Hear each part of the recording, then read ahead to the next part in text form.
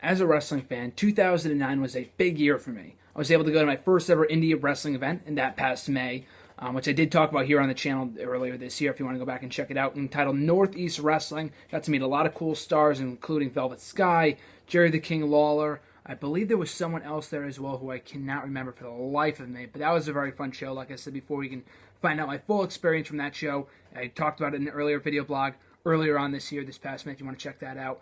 Not only that, but I was able to go to my first ever WWE live event, which I talked about in last week's video blog, ECW SmackDown taping in Providence, Rhode Island. An awesome experience as a whole. Like I said, if you want to check it out in full, you can check out last week's video blog. So I was able to go to my first ever indie event, my first ever WWE event, but those were not the only two events that I would go to that year. I would go to a Raw show, a live Monday Night Raw taping later that year in the final few days of 2009, which I'm not going to talk about here, but I will talk about the second ever indie event that I attended that November. It was only about a week or so removed from my first ever WWE event, so that was a big month for me. So 5 years ago this month, I went to my second ever indie event, and there was a lot of cool stars there. Jim Neidhart, and of course the WWE Hall of Famer, Bret the Hitman Hart. Now, at that time, I didn't fully grasp how big of a legend Bret Hart was. I, of course, knew he was a legendary, iconic figure in the history of professional wrestling. Obviously, that goes without saying. But I had only been a fan for about a year and a half. Bret Hart, at that point in time, if you can recall, if you kind of do the timeline, he didn't return to WWE for another month and a half. And even at that point in time, it wasn't even rumored that he was coming back. So this could have been my one and only chance of ever seeing Bret Hart, whether it be on TV, in person, or whatever. So I messaged one of my friends, John, at JohnKnapp17 on Twitter. Follow him if you aren't already. We got the tickets to the show. They're only $15, $20 to go to these indie shows entitled Northeast Wrestling. I still go to the shows to this very day. Awesome organization up here in the Northeast area, obviously based off the name. Solely for Bret Hart, but there would be a couple other stars as well, including Paul London and Mr. Kennedy, later known as Mr. Anderson. And I'll get to that in just a second. So we get to the show. It's a Friday night, Friday, November 15th, I want to say. Friday, November 14th, actually. I'm sorry. I think it's the 14th? I think it was the 13th. I'm sorry. It's November 13th, Friday, 2009. So we get there. Thinking we're there before everyone else. We get in the line to get into the building. We wait about 10 or 15 minutes. We finally get in. There's a long-ass line to meet Bret the Hitman Hart. So we figure, might as well just wait in it. It's worth it. It's probably not going to be that much. So we get in the line to meet Bret Hart. We're waiting about 20, 30, 45 minutes. And of course, it's worth it. It's Bret the Hitman Hart, former multi-time WWE and WCW champion. Like I said before, an iconic figure in the business. We'd be stupid not to be able to at least try to meet him. So we wait in the line for 30, 45 minutes. There's a big auditorium where he's, I guess, set out up a table or something. And we're waiting outside in a long-ass line right outside the auditorium in the gymnasium or whatever it was. It was right outside of it. And when we finally get to the auditorium door, which is where they were selling the tickets to go meet Bret Hart, the admission for, I think, a picture and or autograph, I know the prices weren't really varied too much, was $50. And this is around the period in time, obviously, being in like a freshman in high school. I wasn't making any money whatsoever, and I wasn't going to beg my dad to spend $50 on a picture for Bret Hart or with Bret Hart, an autograph or something like that, especially since, like I said before, I didn't fully grasp how great of an opportunity that was to be able to meet Bret Hart. And I don't think he's been in Northeast Wrestling since, or done many indie events up here in the Northeast area since. I could be wrong, but I haven't been able to. I haven't gone to an indie event since then where he's been present. So we're thinking probably not worth it. I mean, it was worth it to spend $50, but as a freshman in high school, I'm not going to drop $50 on a legend. I didn't really truly appreciate at the time. Maybe nowadays, if that happened, like if that happened in November of 2014 and not November of 2009, I probably would be more, I'd probably be more, given more of an incentive to do it because he's such a legend in the organization, in the history of wrestling. But we passed on the opportunity. I don't regret that, if only because the money that I had, my dad gave me about maybe $20 tops to spend on an autograph and or a picture with something, or to get a t-shirt or whatever. And there was so much stuff at that show that we never really, there were so many different wrestlers that we could have been able to meet and all this other stuff. Paul London was at that show, like I said before. And we didn't really want to meet Paul London. He had been released from WWE about a year prior. Was not a big fan of him. Great worker, obviously. Just wasn't the biggest fan. And, of course, there was Mr. Kennedy. He was still waiting there. Not a long line in order to meet him. So we figured, hey, we might as well. I think it was like $15 for a photo. And the photo that I took with him, I used as the thumbnail for this picture.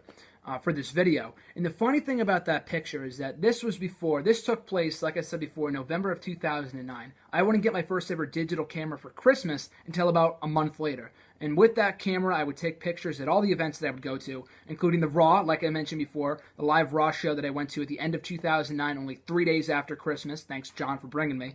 And all the other indie events that I would attend for like 5 years after that. And now just recently I started using my phone, because now the quality of the phone is actually better than the digital camera that I used to have in like '09. So that really says something how far technology has come in the last 5 years alone.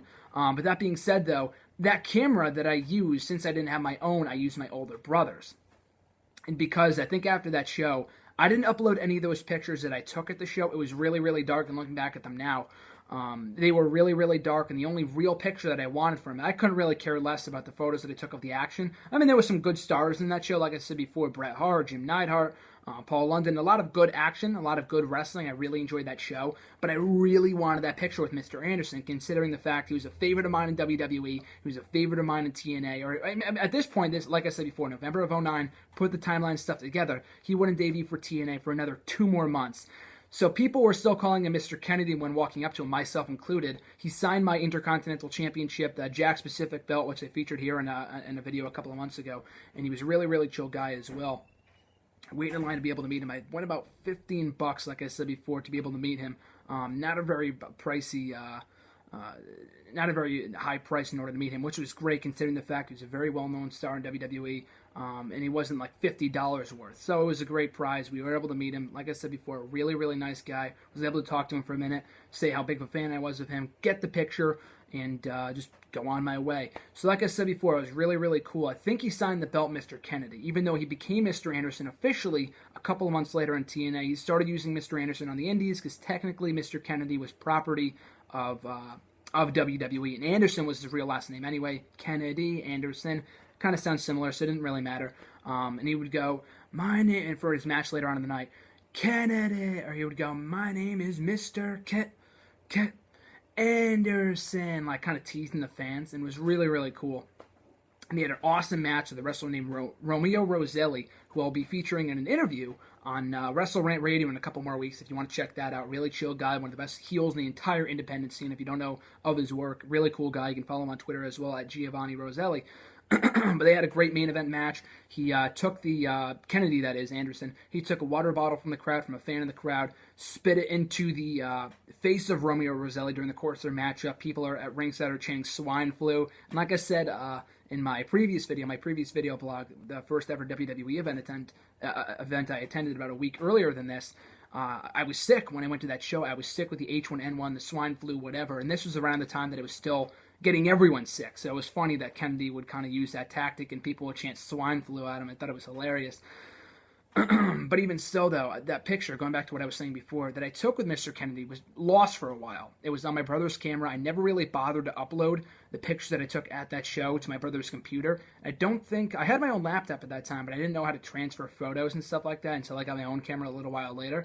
But I always wanted to do that. I always wanted to upload those pictures on that camera to a computer and to be able to take off that picture, but I never really got around to doing that. And it wasn't until like February of this past year, so almost 4.5, 5 years later, my brother, I think I told him when I was home for break over Thanksgiving break or whatever it was, that if you can find that camera for me, I'd really appreciate it because I really want that picture that I took of Mr. Kennedy. So it wasn't until February of this year that he sent me a text saying that he gave me all the pictures that were on that camera. And he sent me an email, and all the photos were in there that I took at the show, but the one photo that wasn't in there was the one that I took with Mr. Kennedy. And I'm like, it's a photo deleted. I was like freaking out because I really wanted that picture. And he kept on looking. I described the photo that I took with a wrestler and whatever, and he eventually found it and he sent it to me. So I was very happy that I was able to have that, and that's the reason why I have that as my thumbnail for this video here today. Because otherwise, if he didn't find that photo, it would have been lost forever. But even still, though, to be able to take a picture with him, get his autograph was really, really chill.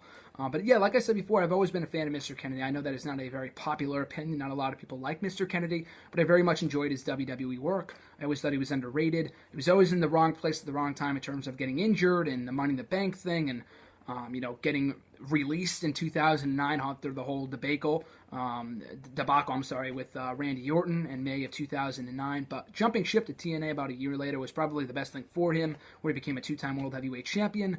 A lot of other cool stuff he's done in the last 4 years. He's been with that company. He's kind of cooled off a little bit since then. But he was easily probably one of the top faces, top heels in that company for quite a while in 2010 and 2011. And then going to my first TNA event, again, I also did a video blog on that. I think in August, if you want to check that out. But going to my first ever TNA show in August of this year, I was able to get my first TNA shirt. I mean, I had a few other TNA shirts before that. I had a Beer Money shirt, AJ Styles and Magnus. But I was able to buy my first ever TNA shirt and included this one. And then the Mr. Anderson t-shirt. And he's always had this as his t-shirt for quite a while now. It always says pro wrestling is real, people are fake in the back. It's awesome. But I was able to buy that t-shirt when I went to that show a couple of months ago. And he was one of the people that was at that show, and he came out a little later on in the night. And I didn't think he'd be on the show. I was a little disappointed. We were getting towards like the third hour of the program, and he wasn't on the show yet. And it wasn't until like the second to last match where his music hit, and I went crazy. And he came out for a match against Magnus that was taped for like a September episode or something like that, or maybe early October. I can't remember exactly. That was awesome to be able to see him live, and I thought it'd only be fitting if I wore his t-shirt for this video, but even still, though, I don't know how many indie events he's doing nowadays. I know TNA, with them being in a state of confusion at the moment, they don't really know if they're going to be doing any more events and whatever. So they have some of their stars doing indie events and stuff like that. I don't know if Mr. Anderson is, but to be able to meet him 5 years ago was absolutely amazing, and it's such a surreal experience. So like I said, with any meeting wrestler videos that I do here on the channel, like I always say, like I always end with, if you ever get the opportunity to meet Mr. Kenny, the former United States TNA heavyweight champion, absolutely jump at the opportunity. Great guy, and I absolutely cherish that chance. I was able to meet him 5 years ago this month.